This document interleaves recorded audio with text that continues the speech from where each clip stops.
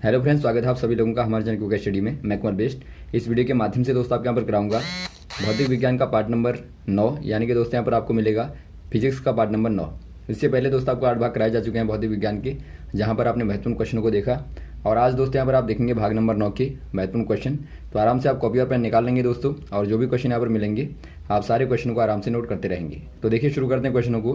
पहला क्वेश्चन दोस्तों आपको दिखाई देता है, प्रक्षेप्य का अधिकतम परास के लिए कोण क्या होगा, यानी कि आपको बताना है angle for the maximum range of the projectile in horizontal. यदि आप दोस्तों कोई प्रोजेक्टाइल को लें, यानी आप प्रक्षेप्य को लें, माना यहाँ से दोस्तों आप पॉइंट से फेंकते हैं, इस प्रकार से आप देखते हैं कि जो प्रोजेक्टाइल का जो पाथ होता है दोस्तों, प्रोजेक्टाइल यानी कि प्रक्षेप्य का जो प्रोजेक्टाइल का जो पाथ होता है कैसा होता है, हमेशा ही दोस्तों परवलयाकार होता है, यानी कि पैराबोलिक होता है। पैराबोलिक कहें या फिर आप दोस्तों परवलय कहें। ये क्वेश्चन भी आता है कि बताइए यदि आप कोई प्रक्षेपी को फेंकते हैं तो उसका पथ कैसा होगा, तो आप कहेंगे परवलयाकार यानी कि पैराबोलिक दोस्तों होगा। अब यहाँ पर चूंकि आपको पूछा गया कि मैक्सिमम परास क्या होगी।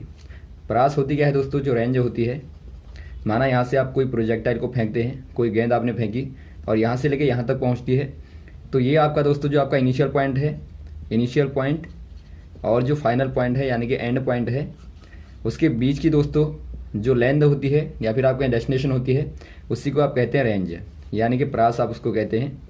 और यहाँ से हॉरिजॉन्टल से लेके जो आपका वर्टिकली मैक्सिमम पॉइंट होता है, इसको आप कहते हैं मैक्सिमम हाइट। इस वाले पॉइंट को कहेंगे प्रोजेक्टाइल की मैक्सिमम हाइट कहते हैं। तो बार बार दोस्तों मैक्सिमम हाइट और रेंज का क्वेश्चन पूछा जाता है, तो आप दोनों को ही देख लेंगे। यदि आपको दोस्तों मैक्सिमम हाइट को निकालना है, देखिए कैसे निकालेंगे। माना यहाँ से आपने वी वेलोसिटी के साथ में कोई प्रोजेक्टाइल को फेंका और माना एंगल दोस्तों आपका थीटा बनाता है, तो यहाँ से दोस्तों इक्वेशन आती है, आपने पढ़ी होगी, वी स्क्वायर बराबर you square plus 2a equation होती है मोशन की। तो यहाँ से आपका फाइनल वेलोसिटी को यदि आप मैक्सिमम हाइट के लिए देखें दोस्तों, तो फाइनल वेलोसिटी 0 हो जाती है। यानी यहाँ पर आप मान लेंगे, यहाँ पर एंड पर दोस्तों जो पॉइंट है यानी कि जो प्रोजेक्टाइल है वो आपका रुका हुआ है, तो फाइनल वेलोसिटी v बराबर 0 हो जाएगी। इनिशियल वेलोसिटी जो होगी दोस्तों यहाँ पे, यदि आप कंपोनेंट को देखेंगे, चूँकि आपने फाइनल वेलोसिटी को तो 0 मान लिया, तो आपका हॉरिजॉन्टल कंपोनेंट तो आपका 0 होगा दोस्तों, लेकिन जो वर्टिकल कंपोनेंट होता है यानी कि v साइन ऑफ थीटा जो होगा वो यहाँ पर आप ले लेंगे। यानी कि यहाँ पर जो होगा वेलोसिटी v बराबर तो आपका 0 हो गया दोस्तों, और u बराबर आप कर देंगे v साइन ऑफ थीटा और स्क्वायर बाहर से लगा देंगे प्लस 2।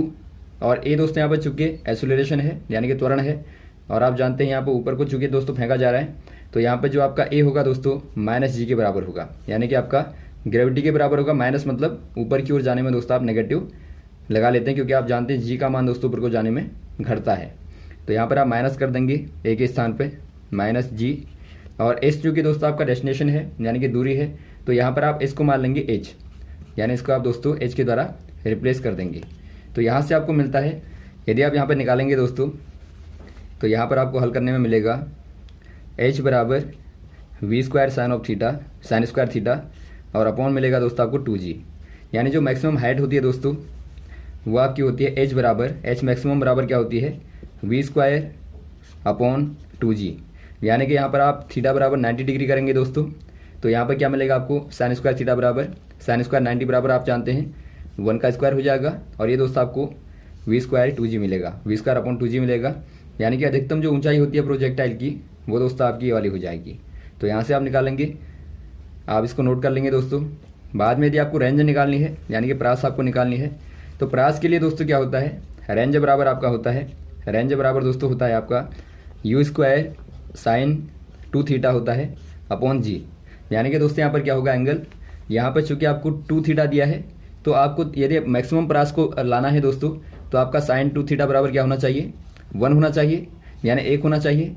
और इसके लिए आपको दोस्तों एंगल क्या लेना पड़ेगा, थीटा बराबर आपको लेना पड़ेगा 45 डिग्री, क्योंकि आपका थीटा 45 होगा, तो साइन 2 थीटा क्या हो जाएगा दोस्तों, ये आपका साइन 90 हो जाएगा, और साइन 90 बराबर आप जानते हैं 1 होता है। यानी कि यहाँ पर आपको यदि प्रोजेक्टाइल को मैक्सिमम दूर तक फेंकना है दोस्तों, आप कोई गोला लें या चक्का लें, कुछ भी आप लेते हैं, या गेंद को लें, यदि आपको मैक्सिमम दूरी तक फेंकना है, तो आप ये एंगल जो बनाएंगे 45 डिग्री का आपका होना चाहिए। तो यहाँ पर आप कह देंगे दोस्तों क्या हो जाएगा, ये आपका 45 डिग्री हो जाएगा, ऑप्शन नंबर बी वाला। और वैसे यदि आपको मैक्सिमम हाइट कहनी है, तो वहाँ पर दोस्तों आप एंगल कहेंगे 90 डिग्री का। तो एक क्वेश्चन आप याद रखेंगे। अगला क्वेश्चन देखिए दोस्तों, वह यंत्र कौन सा है जो सापेक्षित ह्यूमिडिटी को मापता है। यानी आपको बताना है दोस्तों, an instrument that measure and records the relative humidity of air. दोस्तों यहाँ पर आपको बताना है रिलेटिव ह्यूमिडिटी ऑफ एयर। यानी कि दोस्तों एक प्रकार से आपको बताना है कि amount of vapour in air. यानी एक प्रकार से आपको दोस्तों वाष्प की मात्रा को बताना है। वायु में वाष्प की मात्रा ही दोस्तों ह्यूमिडिटी कहलाती है एक प्रकार से। तो ये आपको बताना है, तो आप कैसे बताएंगे? इसके लिए दोस्तों आप हाइग्रोमीटर या हाइड्रोमीटर या लैक्टोमीटर या बैरोमीटर, इसके लिए आप यूज़ करते हैं दोस्तों। इंस्ट्रूमेंट होता है, नाम है इसका हाइग्रोमीटर आप कहेंगे तो ऑप्शन नंबर आपका हो जाएगा दोस्तों बी वाला, हाइग्रोमीटर का आप यूज़ करते हैं। और वैसे आप हाइड्रोमीटर की बात करें तो हाइड्रोमीटर क्या करता है दोस्तों? हाइड्रोमीटर जो करता है ये आपका दोस्तों डेंसिटी ऑफ वाटर को बताता है, यानी कि पानी की दोस्तों डेंसिटी को या फिर आप कहें घनत्व को दोस्तों पानी की बताता है। और वैसे आप जानते हैं लैक्टोमीटर दूध की शुद्धता को बताता है, यानी कि प्योरिटी को दोस्तों, मिल्क की प्योरिटी को लैक्टोमीटर के द्वारा बताते हैं, मिल्क प्योरिटी। अगला क्वेश्चन देखिए दोस्तों, कॉन्टैक्ट लेंस बनाए जाते हैं, यानी कि आपको बताना है contact lenses are made up of. ये दोस्तों यहाँ पर देखिए जो कॉन्टैक्ट लेंसेज होते हैं, कॉन्टैक्ट लेंसेज जो होते हैं दोस्तों, आपको मालूम होगा दोस्तों, आपने आंखों में देखा होगा एक प्लास्टिक की हल्की झिल्ली होती है, बहुत ही पतला लेंस होता है, इसको आंखों में खासतौर पर पहना जाता है। तो ये दोस्तों किससे मिलकर बना होता है आपको बताना है। पहला आपको दिया दोस्तों पॉलिएस्टर, दूसरा आपको दिया ल्यूसाइड, तीसरा आपको पॉलीविनाइल क्लोराइड दिया है और चौथा आपको टेफ्लॉन दिया है। यहाँ पर जो दिए हैं दोस्तों उनमें से आपका हो जाएगा पॉलीविनाइल क्लोराइड हो जाएगा। और साथ में दोस्तों एक बहुत ही ज़्यादा बार जो पॉपुलर कॉन्टैक्ट लेंस का आता है, जो कॉन्टैक्ट लेंसेज होते हैं दोस्तों मैक्सिमम मोस्टली दोस्तों ये बनाए जाते हैं सिलिकॉन हाइड्रोजेल से। यहाँ पर एक हाइड्रोजेल होता है, सब्सटेंस होता है जो कि प्लास्टिक का होता है दोस्तों, और ये वाटर को एब्जॉर्ब कर लेता है। तो ये आपका खास तौर पर सिलिकॉन और हाइड्रोजेल को मिला के बनाया जाता है, सिलिकॉन हाइड्रोजेल। ये दोस्तों आपका मोस्टली कॉन्टैक्ट जो लेंसेज बनते हैं, खासतौर पर जो आपके सॉफ्ट कॉन्टैक्ट लेंसेज होते हैं दोस्तों, वो इससे ही बनाए जाते हैं।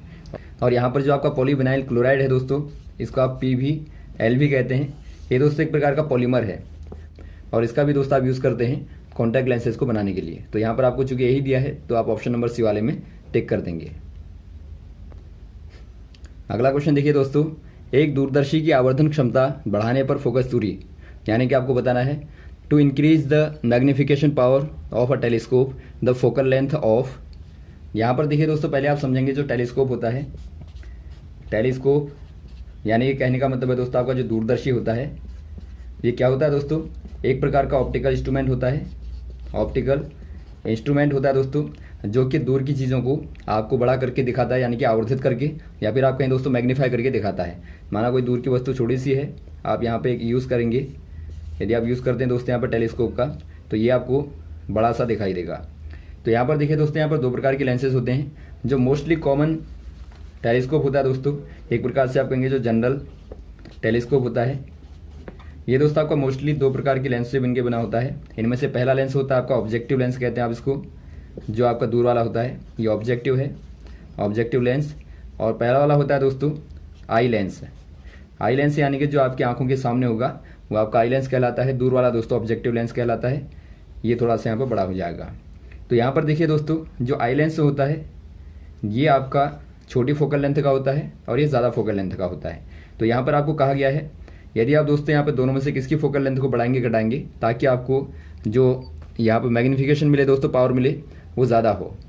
अब यहाँ पर देखिए दोस्तों इसका जो मैग्नीफिकेशन फॉर्मूला होता है m बराबर होता है -f0/fe, जहाँ पर f0 है दोस्तों ऑब्जेक्टिव लेंस की फोकल लेंथ और fe है आई लेंस की फोकल लेंथ। यानी कि आप यहाँ पर क्लियर देखते हैं, यदि आप दोस्तों fe को कम कर देंगे और f0 को बढ़ा देंगे, यानी कि ऑब्जेक्टिव वाले को बढ़ा देंगे और इसको आप कम कर देंगे दोस्तों, तो यहाँ पर आपको ज़्यादा मैग्नीफाई होगी, आपको ऑब्जेक्टिव दिखेगी। यानी यदि आपको ऑब्जेक्टिव को बढ़ाना है दोस्तों, मैग्नीफिकेशन को बढ़ाना है, तो आपको f0 को इंक्रीज़ करना पड़ेगा। आप करेंगे इंक्रीज़ दोस्तों फोकल लेंथ को, ऑब्जेक्टिव फोकल लेंथ को आप इंक्रीज़ करेंगे, और जो fe है दोस्तों इसको आपको डिक्रीज़ करना पड़ेगा। यानी कि आपको आई लेंस की या आपका नेत्र लेंस की दोस्तों आपको फोकल लेंथ को डिक्रीज़ करना पड़ेगा, कम करना पड़ेगा, और इसकी फोकल लेंथ को दोस्तों आपको ऑब्जेक्टिव वाले की बढ़ाना पड़ेगा। तो यहाँ पर आप कह देंगे ऑप्शन नंबर कौन सा हो जाएगा। तो यहाँ पर दोस्तों आपका ऑप्शन नंबर डी वाला हो जाएगा, eye piece lens should be decreases, यानी कि जो आपकी आई पीस लेंस है दोस्तों उसकी लेंथ को आपको कम करना पड़ेगा। तो ऑप्शन नंबर आपका डी वाला सही हो जाएगा।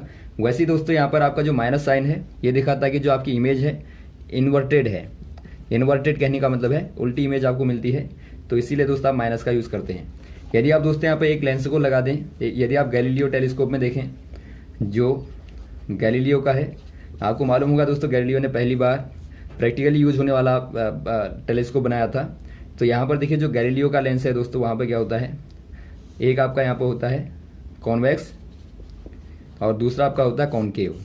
यानी यहाँ पर दोस्तों दो अलग अलग प्रकार के होते हैं, ये कॉनकेव होगा यानी कि अवतल होगा, और यहाँ पे दोस्तों उत्तल होगा यानी कि कॉन्वेक्स होगा। लेकिन जो आपके जनरल वाले होते हैं मोस्टली उनमें दोस्तों दोनों ही क्या होते हैं, दोनों ही कॉन्वेक्स होते हैं। तो ये भी आप याद रखेंगे। अगला क्वेश्चन देखिए दोस्तों, निम्न में सही सुमेलित नहीं है, यानी कि आपको बताना है which one is not correctly matched. तो पहला देखिए दोस्तों क्या दिया आपको, stick in water to be bend, यानी आपको बताना है पानी में जो छड़ होती है टेढ़ी दिखाई देती है किसके कारण। यहाँ पर आपको रिफ्लेक्शन लिख के दिया है। यदि आप देखें दोस्तों, आपने देखा होगा यदि आप पानी में कोई छड़ को रखें तो आप देखते हैं छड़ दोस्तों थोड़ा सा आपको ऊपर की ओर उठी हुई नजर आती है, यानी यहाँ पर दोस्तों आपको बाइंड होती हुई दिखाई देती है। इसका रीज़न क्या होता है दोस्तों, यदि आप बाहर वाले मीडियम को देखें दोस्तों तो यहाँ से आप लाइट को देंगे, रे को देंगे, तो बाहर वाला जो मीडियम है ये रेयरर मीडियम है, यानी कि एक प्रकार से विरल माध्यम है। और यहाँ पर अंदर आप देखेंगे पानी को दोस्तों एयर के कंपेरिजन में, तो ये आपका डेंसर मीडियम है, यानी कि सघन माध्यम है। तो सघन माध्यम में यदि आप प्रकाश को लाएंगे दोस्तों विरल माध्यम से, तो यहाँ पे क्या हो जाएगा, तो यहाँ पर दोस्तों प्रकाश क्या हो जाएगा, अपवर्तित हो जाएगा, यानी कि रिफ्रैक्ट हो जाएगा दोस्तों। तो यहाँ पर दोस्तों जो रीज़न होता है रिफ्रैक्शन होता है, यानी कि अपवर्तन होता है। तो रिफ्रैक्शन के कारण आपको बाइंड होती हुई दिखाई देती है, लेकिन यहाँ पर आपको रिफ्लेक्शन दिया है यानी परावर्तन दिया है, तो आपका दोस्तों यही वाला गलत है, तो आप यहाँ पर टिक कर देंगे। नेक्स्ट वाला भी देख लीजिए आप दोस्तों, एक काम आएंगे आपके। आपको अगला वाला दिया है ब्लू कलर ऑफ ओशन, यानी समुद्र का जो नीला रंग दिखाई देता है किसके कारण। आप समुद्र को देखते हैं दोस्तों आपको नीला रंग दिखाई देता है गहराई के कारण। तो यहाँ पर आपको बताना है कि रीज़न क्या है। यहाँ पर दोस्तों रीज़न होता है due to scattering of light, यानी जो स्कैटरिंग होती है दोस्तों, यानी प्रकाश का प्रकीर्णन होता है, प्रकाश का जो प्रकीर्णन होता है उसी के कारण दोस्तों आपको नीला रंग दिखाई देता है। यदि आप आसमान का नीला रंग देखें दोस्तों तो वहाँ भी एक प्रकार से स्कैटरिंग ऑफ लाइट ही होता है। तो यहाँ भी आप कह देंगे स्कैटरिंग ऑफ लाइट होता है, ब्लू कलर होता है, तो यहाँ पर आपको स्कैटरिंग दिया है। नेक्स्ट वाला देखेंगे ट्विंकलिंग ऑफ स्टार्स, यानी जो तारों का चमकना होता है दोस्तों, या फिर आप कहें टिमटिमाना होता है। जो ट्विंकलिंग ऑफ स्टार्स होता है वहाँ पर क्या रीज़न होता है दोस्तों, आप देखते हैं कि जब तारे चमकते हैं तो उनका जो प्रकाश होता है दोस्तों अलग अलग प्रकार की वायु की लहरों से या फिर आप कह सकते हैं एटमॉस्फेयर से दोस्तों, एटमॉस्फेयर से होता हुआ गुजरता है। और यहाँ पर चूँकि अलग अलग प्रकार की परतें होती हैं और इनमें दोस्तों अलग अलग प्रकार की सघनताएँ होती हैं, यानी नीचे को आप आते हैं तो वायुमंडल क्या होता है दोस्तों, नीचे को आने पर डेंसर होता है, यानी कि सघन होता जाता है। तो यहाँ पर अलग अलग परतों के द्वारा जो प्रकाश का अपवर्तन होता है, यानी कि प्रकाश का क्या होता है, रिफ्रैक्शन होता है। इसी के कारण दोस्तों आपको क्या दिखाई देता है, प्रकाश यहाँ पे आगे पीछे आता हुआ दिखाई देता है, या फिर आप कहें तारे आपको टिमटिमाते हुए दिखाई देते हैं। तो यहाँ पर आपका रिफ्लेक्शन हो जाएगा जो कि आपको दिया गया है। नेक्स्ट वाला आपको दिया दोस्तों red colour of sunlight, sunrising और सनसेट, यानी आप देखते हैं सूर्य को दोस्तों निकलते समय और अस्त होते समय आपको लाल दिखाई देता है। तो इसका भी रीज़न होता है due to scattering of light, यानी दोस्तों आपका जो लाल रंग होता है वो ज़्यादा नहीं स्कैटर हो पाता, यानी कि वो ज़्यादा नहीं फैल पाता, इसीलिए दोस्तों आपको यहाँ पे ज़मीन पर यहाँ से देखने में ज़्यादा लाल दिखाई देता है। और जो नीला रंग होता है दोस्तों, और चूँकि अस्त होते समय यहाँ पर सूर्य नीचे को होता है तो ऊपर की ओर दोस्तों पूरा का पूरा आसमान की तरफ फैल जाता है। तो यहाँ पर आप कह देंगे ये भी दोस्तों आपका स्कैटरिंग के कारण ही होता है। अगला क्वेश्चन देखिए दोस्तों, शक्ति का न्यूनतम मात्रक है, यानी कि आपको बताना है what is the smallest unit of power. यदि आप पावर की स्मॉलेस्ट यूनिट को देखें दोस्तों, पावर यानी कि शक्ति की मात्रक का मात्रक देखें, पहला दोस्तों आपको वाट दिया है, दूसरा आपको किलोवाट दिया है, और चौथा आपको दिया है हॉर्स पावर, और चौथा दिया है दोस्तों आपको मिलीवाट। यहाँ पर देखिए दोस्तों आपको जो मिलीवाट दिया है ये आपका छोटा होता है सबसे, इनमें से आपका जो दिया गया है इनमें दोस्तों आपका छोटा होता है मिलीवाट। एक मिलीवाट बराबर दोस्तों होता है, एक मिलीवाट बराबर होता है 1/1000 वाट, या फिर आप कहें दोस्तों एक वाट बराबर 1000 मिलीवाट होता है। और वैसे ही आप जानते हैं 1 किलोवाट बराबर क्या होता है दोस्तों, 1 किलोवाट बराबर 1000 वाट होता है। और वैसे ही यदि आप हॉर्स पावर को देखें 746 वाट बराबर दोस्तों क्या होता है, हॉर्स पावर होती है। तो ये बार बार पूछे जाते हैं, आप सारी मात्रकों को नोट कर लेंगे और यहाँ पर आप टिक कर देंगे दोस्तों ऑप्शन नंबर डी वाले में, मिलीवाट में। अगला क्वेश्चन देखिए दोस्तों, 100 वाट का एक बल्ब 1 मिनट में कितनी ऊर्जा उत्सर्जित करेगा, यानी कि आपको बताना है in 1 minute how much energy does the 100 watt electric bulb transfer. दोस्तों यहाँ पर देखिए आपने क्या किया है, आपने 100 वाट के बल्ब को जला रखा है 1 मिनट तक, यानी कि आपको यहाँ पर जो पावर दी है, पावर बराबर आपका 100 वाट है और टाइम दिया है दोस्तों 1 मिनट का। तो यहाँ पर जो पावर कंज्यूम होगी दोस्तों, या फिर आपके ट्रांसफ़र होगी, जो एनर्जी ट्रांसफ़र होगी, तो एनर्जी बराबर होता है दोस्तों पावर इनटू टाइम, यानी कि शक्ति गुणा समय होता है। तो यहाँ पर आप लगा देंगे पी का मान आपको चूँकि दिया है 100 वाट और इनटू दोस्तों आपको टाइम दिया है तो 1 मिनट को दोस्तों आप कन्वर्ट कर लेंगे 60 सेकंड में। तो यहाँ पर आप 60 सेकंड कर देंगे तो ये आपको मिलेगा 6000 वाट सेकंड, और वाट इंटू सेकंड बराबर दोस्तों जूल होता है। तो यहाँ पर आप कह देंगे 6000 जूल, यानी कि दोस्तों आप कह देंगे 6000 जूल। तो ऑप्शन नंबर कौन सा हो जाएगा, डी वाला हो जाएगा दोस्तों 6000 जूल। तो यहाँ पर आप टिक कर देंगे। और यहाँ पर यदि आप चाहें दोस्तों तो आप 6000 वाट को 6 किलोवाट भी लिख सकते हैं और सेकंड को सेकंड, तो 6 किलोवाट सेकंड भी यहाँ पे लिख सकते हैं। तो यहाँ पर जो आपको मात्रक दिए होंगे उनके आधार पर ही आप आंसर को निकालेंगे। तो यहाँ पर आपका हो जाएगा डी। अगला क्वेश्चन देखिए दोस्तों, वस्तु जिसके ऊपर काम किया गया है के साथ क्या होगा, यानी कि आपको बताना है what happen to the body on which work is done. दोस्तों यहाँ पर देखिए 2 प्रकार के वर्क होते हैं, एक तो दोस्तों वस्तु के ऊपर कार्य होता है, दूसरा वस्तु के द्वारा कार्य होता है। यानी कि यहाँ पर देखिए आप देखते हैं कि ऑब्जेक्ट माना ये आपके पास में है, यानी वस्तुएं हैं दोस्तों। यहाँ पर आप देखते हैं वर्क ऑन द बॉडी, यानी कि यहाँ पे बॉडी के ऊपर काम हो रहा है। और यहाँ पर दोस्तों आप देखते हैं कि वर्क बाय द बॉडी, यानी कि यहाँ पर वस्तु के द्वारा काम हो रहा है। तो यहाँ पर देखिए जब वस्तु पर काम होगा दोस्तों, वहाँ पे क्या होगा, यहाँ जो काम करने वाला होगा उसकी एनर्जी क्या होगी दोस्तों, लॉस होगी। यहाँ पे एनर्जी का लॉस होगा, और चूंकि दोस्तों यहाँ पे जो एनर्जी लॉस हुई है वो दोस्तों यहाँ पे क्या हो जाएगी, ऐड हो जाएगी। तो आप कह देंगे यहाँ पे दोस्तों एनर्जी क्या हो जाएगी, गेन हो जाएगी।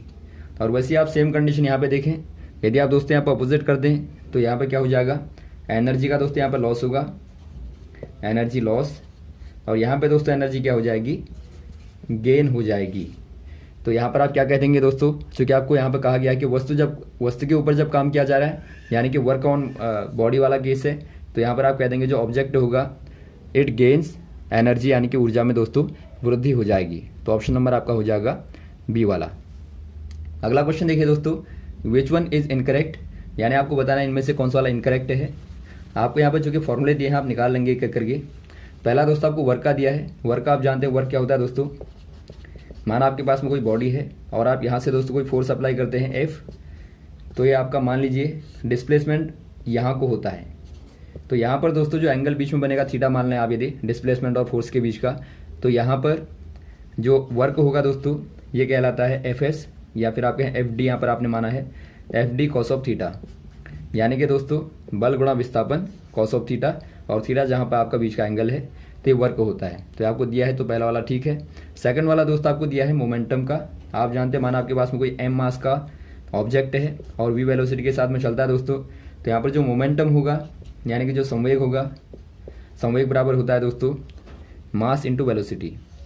तो ये भी आपको ठीक दिया है। नेक्स्ट वाला आपको दिया काइनेटिक एनर्जी, माना आपके पास में कोई बॉडी है, एम मास का ऑब्जेक्ट है और ये वी वेलोसिटी के साथ में गति करता है, यानी कि चलता है दोस्तों।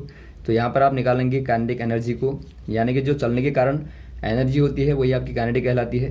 तो यहाँ पर आपका होगा दोस्तों 1/2 mv², यानी कि हाफ mv² होता है। तो ये भी आपका करेक्ट है। तो आपका डी वाला ही दोस्तों इनकरेक्ट होगा। यहाँ पर चूँकि दोस्तों ओमेगा जो है एंगुलर फ्रीक्वेंसी है, यानी कि जो सर्कुलर मोशन में फ्रीक्वेंसी होती है एंगुलर फ्रीक्वेंसी, तो ओमेगा बराबर होता है दोस्तों आपका 2π लीनियर फ्रीक्वेंसी, यानी कि आप 2πf कहते हैं, या फिर आप कह सकते हैं ओमेगा बराबर 2π/t, यानी कि दोस्तों 2 पाई अपॉन टाइम पीरियड बराबर होता है एंगुलर फ्रीक्वेंसी। तो यहाँ पर आपका ऑप्शन नंबर कौन सा हो जाएगा, डी वाला हो जाएगा दोस्तों, ये आपका गलत है, तो आप डी वाले में टिक करेंगे। अगला क्वेश्चन देखिए दोस्तों, कोई वस्तु यदि ज़मीन की ओर गिर रही है तो उसकी कुल ऊर्जा होगी। यानी आपको बताना है when an object falls freely towards the ground then its total energy. दोस्तों यहाँ पर देखिए हमारा कोई ऑब्जेक्ट है, ये दोस्तों नीचे की ओर गिर रही है ग्राउंड की ओर, तो यहाँ पर आपको टोटल एनर्जी बतानी है। यहाँ पर आप जानते हैं दोस्तों कोई ऑब्जेक्ट माना m मास की है, तो यहाँ पर 2 प्रकार की एनर्जियाँ होती हैं। पहली होती है एनर्जी ड्यू टू पोजीशन, यानी कि जो ऑब्जेक्ट है उसकी पोजीशन के कारण दोस्तों जो ऊर्जा होती है उसे आप कहते हैं पोटेंशियल एनर्जी कहते हैं, यानी कि स्थितिज ऊर्जा कहते हैं। और सेकंड वाली होती है दोस्तों energy due to object motion, यानी कि जो मोशन के कारण दोस्तों ऊर्जा होगी है उसे आप कहते हैं काइनेटिक एनर्जी कहते हैं, यानी कि दोस्तों आप उसको गतिज ऊर्जा कहते हैं। तो दोनों को यदि आप जोड़ देंगे दोस्तों वही आपकी टोटल एनर्जी कहलाती है। तो माना यहाँ पर आप ई को निकालें, टोटल को निकालें, आप इनको नोट कर लेंगे। ई टोटल बराबर क्या हो जाएगी दोस्तों, पोटेंशियल एनर्जी और प्लस काइनेटिक एनर्जी। तो यहाँ पर माना ऑब्जेक्ट नीचे की ओर गिर रहा है, तो आप जानते हैं दोस्तों आप जब नीचे को आएंगे तो यहाँ पर वेलोसिटी जो होगी बढ़ जाएगी, तो उससे दोस्तों क्या हो जाएगा, काइनेटिक एनर्जी का मान बढ़ जाएगा। और एनर्जी का मान बढ़ते ही दोस्तों, काइनेटिक एनर्जी का मान बढ़ते ही जो पोटेंशियल एनर्जी का मान है वो डिक्रीज हो जाएगा, यानी कि उसी अनुपात में वो कम हो जाएगा। यानी कि आप देखते हैं दोस्तों यदि पोटेंशियल को आप बढ़ाएंगे तो काइनेटिक कम हो जाएगी, और यदि आप काइनेटिक को बढ़ाएंगे दोस्तों तो वहाँ पर पोटेंशियल उसी अनुपात में कम हो जाएगी।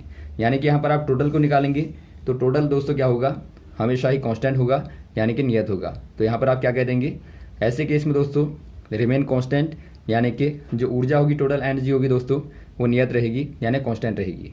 तो ऑप्शन नंबर आप कहाँ टिक कर देंगे, सी वाले में टिक कर देंगे।